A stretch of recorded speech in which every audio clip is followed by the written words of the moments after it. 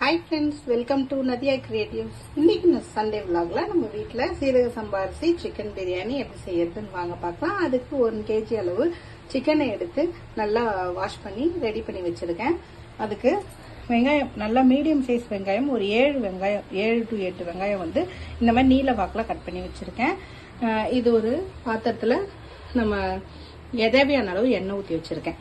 அதுக்கப்புறம் இதில் வந்து ஒரு 3 தக்காளி, ஒரு 5 to 6 பச்சை மிளகா, அடியில் வந்து புதினா, கொத்தமல்லி, இது எல்லாத்தையும் எடுத்து வச்சிருக்கேன். இஞ்சி பூண்டு பேஸ்ட் என்கிட்ட தனியாக இருக்கிறதுனால நான் அப்படியே சேர்த்துக்க போகிறேன். உங்ககிட்ட இல்லைன்னா இது கூடவே இஞ்சி பூண்டு பேஸ்ட்டையும் சேர்த்துக்குங்க. இப்போ ஓரமாக இருக்கட்டும், நம்ம அதுக்குள்ளே இதை வதக்கிட்டே இருக்கலாம். வதக்கிட்டே இருக்க டைமில் இதை அரைச்சிப்போம். இப்போ இது வந்து நல்லா எண்ணெய் காஞ்சிருக்கு. இந்த எண்ணெயில் வந்து இந்த வெங்காயத்தை சேர்த்து நல்லா பொன்வறுவில் வறுத்துக்கணும். நல்லா கோல்டன் ப்ரௌன் வரணும். வந்த பிறகு எப்படி இருக்குன்னு வாங்க பார்க்கலாம். இப்போ இது பாதி அளவு வதங்கிருக்கு. இன்னும் கொஞ்சம் வதங்கிறதுக்குள்ள நம்ம வந்து இது அரைச்சி கொண்டு வந்துட்டு எப்படி இருக்குன்னு பார்க்கலாம். இது கூடவே வந்து நான் ஒரு பாதி தேங்காயும் பாதி, அதாவது கால்வாசி தேங்காய், அரை முடியில பாதி தேங்காய் சேர்த்துருக்கேன். சேர்த்துட்டு ஒரு சிலர் வந்து தேங்காய் பால் சேர்ப்பாங்க. பிரியாணிக்கு தேங்காவான்னு நிறைய பேர் கேட்கலாம். இது செஞ்சு பாருங்க, ரொம்ப டேஸ்டா சூப்பரா இருக்கும். இது சேர்த்துட்டு இதை நல்லா அரைச்சி பேஸ்டா அரைச்சி கொண்டு வந்துட்டு எப்படி இருக்குன்னு வாங்க பார்க்கலாம். இப்போ இந்த அளவுக்கு கோல்டன் ப்ரௌன் நல்லா வந்துச்சு பாருங்க. இப்போ நம்ம இஞ்சி பூண்டு பேஸ்ட் சேர்த்துக்கலாம். ஒரு 2 to 3 ஸ்பூன் சேர்த்துக்கலாம். 1 கிலோ சிக்கன், 1 கிலோ ரைஸ்க்கு தேவையான அளவு நான் சொல்றது. 3ல இருந்து ஒரு 4 ஸ்பூன் வரையும் சேர்த்துக்கலாம். சேர்த்துட்டு இந்த எண்ணெயில் ஸ்லோவில் வச்சு வதக்கிக்குங்க. இஞ்சி பூண்டு பேஸ்ட் சேர்த்த உடனே நமக்கு கொஞ்சம் அடி பிடிக்கும். அதனால ஸ்லோவில் வச்சு நல்லா வதக்கிட்டு ஒரு 2 நிமிஷம் வதக்கிட்டு நம்ம அரைச்சி வச்சுருந்தா அந்த பேஸ்ட்டை வந்து நம்ம சேர்த்துக்கலாம். இந்த அளவு நல்லா கோல்டன் ப்ரௌன் வறுத்துட்டு நீங்கள் செஞ்சு பாருங்கள், பிரியாணி ரொம்ப டேஸ்டியாக வரும். அதுக்காக தான் இவ்வளோ தூரத்துக்கு நம்ம நல்லா ப்ரௌனிஷாக வறுக்கிறோம். நிறைய பேர் இந்த மாதிரி வெங்காயம் வறுத்து எடுத்துட்டு அதை கூட கறியில் மசாலா எல்லாம் சேர்த்து ஊற வச்சு கூட செய்வாங்க. ஆனால் நம்ம வந்து இங்கேயே டைரெக்டாக வந்து செய்கிறோம். இது நல்லா வந்து வதக்கி கொடுத்தாச்சு. இப்போ ஃபுல் ஃப்ளேம் வச்சுக்கோங்க.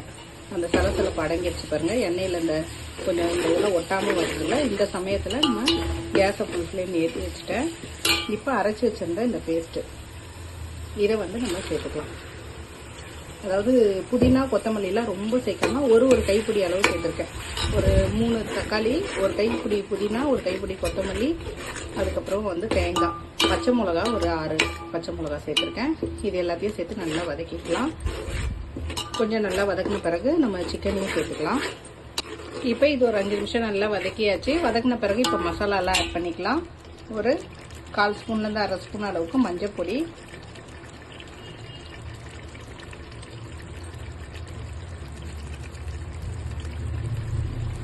அதுக்கப்புறம் கரம் மசாலா. நம்ம ஹோம்மேடு கரம் மசாலான்றதுனால கொஞ்சமாக சேர்த்தாலே நல்லா ஸ்பைசியாக சூப்பராக இருக்கும். இது ஒரு ஸ்பூன்லேருந்து 1.25 ஸ்பூன் வரைக்கும் சேர்த்துக்கலாம்.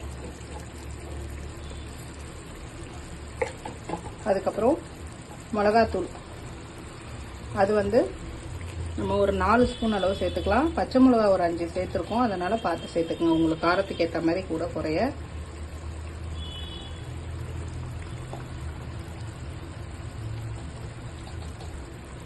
நாலு ஸ்பூன் சேர்த்தாச்சு. அப்புறம் உப்பு, இதுக்கு தேவையான அளவு உப்பு சேர்த்துக்கலாம்.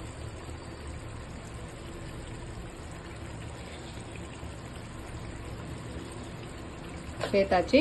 இப்போ இதை நல்லா இந்த கிரேவியோட சேர்த்து நல்லா வதக்கிக்கலாம். நல்லா வதக்கிட்டு நம்ம இப்போ சிக்கனையும் சேர்த்துக்கலாம். வாஷ் பண்ணி எடுத்து வச்சிருந்த சிக்கன் இருக்கு, அதையும் நம்ம சேர்த்துக்கலாம் இதோட. இப்போ வதங்கத்துக்குரிய பக்குவம் பார்த்தீங்கன்னா இது மாதிரி மேலே எண்ணெய் பிரிஞ்சு வரும். இதுதான் வதங்கத்துக்குரிய பக்குவம். இந்த மாதிரி வந்த பிறகு நம்ம சிக்கன் ஸ்லோவில் வச்சுட்டு சிக்கனை சேர்த்துட்டு அப்புறம் ஃபுல் ஃப்ளேம் வச்சுக்கலாம். வாஷ் பண்ணி வச்சிருந்த சிக்கன் சேர்த்தாச்சு. இப்போ ஃபுல் ஃப்ளேம் வச்சுட்டு நல்லா வந்து கலந்து கொடுத்துக்கலாம். இது கூட வந்து நம்ம லெமன் சேர்த்துக்கலாம். நான் லெமன் இல்லைன்றதுனால நான் சேர்க்கல. தயிர் மட்டும் ஒரு 2 குழிக்கரண்டி அளவு சேர்த்துக்கலாம். இப்போ இதில் தயிர் மட்டும் நான் பேக்கெட் தயிர் தான் சேர்த்துக்கிறேன். உங்ககிட்ட வந்து நீங்கள் உர ஊற்றி வச்சுருந்த தயிர் இருந்தால் சேர்த்துக்குங்க. ஒரு 10 ரூபா பேக்கெட் அப்படியே சேர்த்துக்கிறேன். சேர்த்துட்டு இதை நல்லா வந்து வதக்கிக்கலாம் இதோட. இப்போ இது வந்து நான் தண்ணி வந்து இதுக்கு தேவையான அளவு அளந்து சேர்த்துக்கலாம். 1 கப் ரைஸுக்கு 2 கப் தண்ணின்ற அளவுக்கு நம்ம சேர்த்துக்கிறோம். இது நீங்க எத்தனை கப் இருந்ததோ நீங்க எதுல மெஷர் பண்றீங்களோ அதுல வந்து அளந்துக்குங்க. நான் 1 கிலோ ரைஸ், அதுல நான் 1 கப் அளவு மெஷர் பண்ணி அதுக்கேற்ற அளவு தண்ணி எடுத்து வச்சிருக்கேன் டபுளா. அதே மாதிரி நீங்களும் வந்து ஆட் பண்ணிக்கோங்க. இப்போ இதுக்கு தேவையான அளவு தண்ணி வந்து சேர்த்தாச்சு. நம்ம ஊற வச்சு வச்சிருக்க சீரக சம்பா ரைஸ் ரெடியா இருக்கு. இது நல்லா தளத்தலன்னு கொதிச்ச பிறகு எடுத்து சேர்த்துக்கலாம். உங்ககிட்ட லெமன் இருந்தால் இந்த ஸ்டேஜில் ஒரு 1/2 லெமன் வந்து பிழிஞ்சிக்கல, 1/2லேருந்து 1 வரைக்கும். நான் இல்லாதனால நான் சேர்க்கல. இது நல்லா கொதிச்சு வரட்டும். வந்த பிறகு எப்படி இருக்குன்னு பார்க்கலாம். இப்போ இது நல்லா தளத்தலன்னு கொதிக்க ஆரம்பிச்சிருச்சு. இந்த சமயத்தில் நல்லா கலந்து கொடுத்துட்டு இந்த எடுத்து வச்சிருக்க இந்த ஊற வச்சு வச்சிருந்தோம்ல இந்த சீரக சம்பா ரைஸை வந்து நம்ம சேர்த்துக்கலாம். எல்லாத்தையும் சேர்த்துட்டு எப்படின்னு பார்க்கலாம். இப்போ எல்லா ரைஸையும் வந்து சேர்த்தாச்சு. இப்போ எல்லாத்தையும் கலந்து கொடுத்துட்டு அப்படியே தட்டு போட்டு மூடி வச்சுட்டு நல்லா தண்ணியும் அரிசியும் சேர்ந்தா மாதிரி வந்த பிறகு நம்ம டம் போட்டு எப்பவும் செய்கிற மாதிரி டம் ப்ராசஸில் செய்யலாம். இது நல்லா வந்த பிறகு எப்படி இருக்குன்னு பார்க்கலாம். அதுக்குள்ளே நம்ம இதுக்கு சைட் டிஷ்ஷாக வந்து ஒரு குருமா செய்ய போகிறோம். அது எப்படின்றத வாங்க பார்க்கலாம். சிம்பிளான நம்ம எலும்புடைய ஈரல் கொழுப்பு தோல் இருக்கு இல்லைங்களா, அதை வச்சே செய்ய போகிறோம். அதை வச்சு ஒரு சூப்பரான குருமா எப்படி செய்யறதுன்னு வாங்க பார்க்கலாம். அதுக்கு இந்த பக்கம் ஒரு குக்கர் அடுப்பில் வச்சு எண்ணெய் ஊற்றி வச்சுருக்கேன். எண்ணெயில் நம்ம ஒரு 2 மீடியம் சைஸ் வெங்காயம் பொடியாக கட் பண்ணி வச்சுருக்கேன். அதை வந்து சேர்த்துக்க போகிறோம். இப்போ இந்த வெங்காயத்தை சேர்த்துட்டு நல்லா வதக்கிக்கலாம். நல்லா கொஞ்சம் கண்ணாடி பழம் வந்த பிறகு இஞ்சி பூண்டு பேஸ்ட் சேர்த்துக்கலாம். இப்போ இது வதங்கிட்டே இருக்கிறதுக்குள்ள நம்ம வந்து இதில் நம்ம பேஸ்ட் வந்து ரெடி பண்ணிக்கலாம். அதுக்கு தேங்காய் ஒரு அரை முடியிலேருந்து பாதி தேங்காய் வந்து பிரியாணிக்கு சேர்த்துருந்தோம், பாதி தேங்காய் குருமாவுக்கு சேர்த்துக்கிறோம். இதுக்கு 4 பச்சை மிளகாய். இதுக்கு திக்கு கொடுக்கவும் டேஸ்ட்டுக்காகவும் ஒரு கைப்பிடி அளவு உடைச்சக்கடலை. வெங்காயம் நல்லா வதங்கிடுச்சு. இஞ்சி பூண்டு பேஸ்ட்டு சேர்த்துக்கலாம். நல்லா 1.5 ஸ்பூன் அளவு சேர்த்துக்கலாம். சேர்த்துட்டு இதையும் சேர்த்து நல்லா வதக்கிக்கலாம். இது வதங்கிட்டே இருக்கிறதுக்குள்ள நம்ம இந்த பேஸ்ட்டை அரைச்சி கொண்டு வந்துட்டு எப்படி இருக்குன்னு வாங்க பார்க்கலாம். இப்போ பேஸ்ட்டை அரைச்சி கொண்டு வந்தாச்சு. இப்போ நல்லா வதங்கியாச்சு. இப்போ அடுத்து இந்த தக்காளி எடுத்து இதில் சேர்த்துக்கலாம்.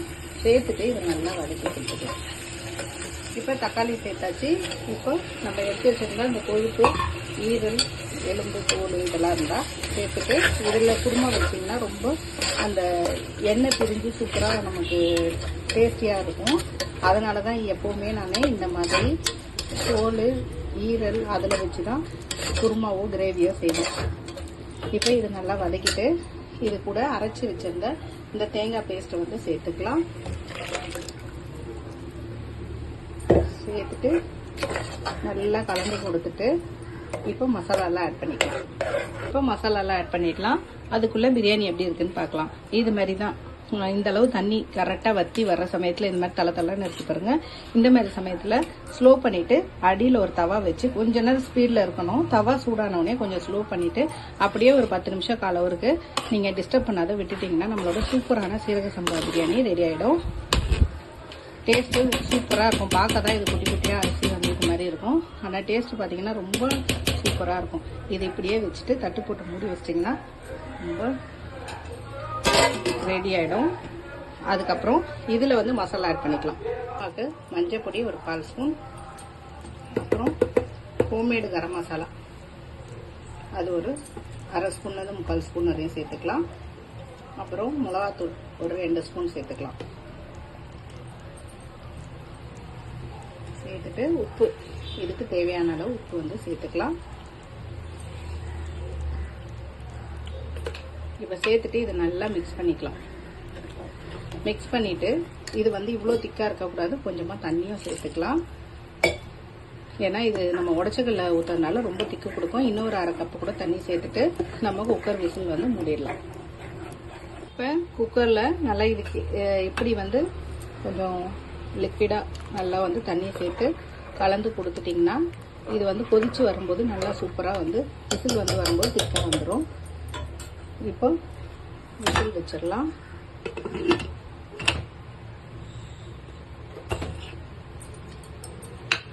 வச்சுட்டு ஒரு 3 to 4 விசில் வந்த பிறகு எப்படி இருக்குன்னு வாங்க பார்க்கலாம்.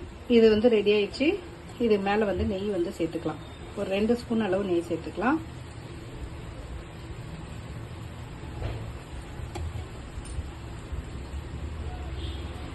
அப்படியே மெல்ட் ஆகிட்டு நமக்கு நெய் வாசத்தோட சூப்பராக இருக்கும் நம்ம பிரியாணி.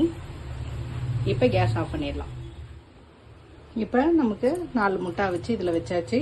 பிரியாணினாலே முட்டை இல்லாமையா, அதனால முட்டையாக வச்சு சேர்த்தாச்சு.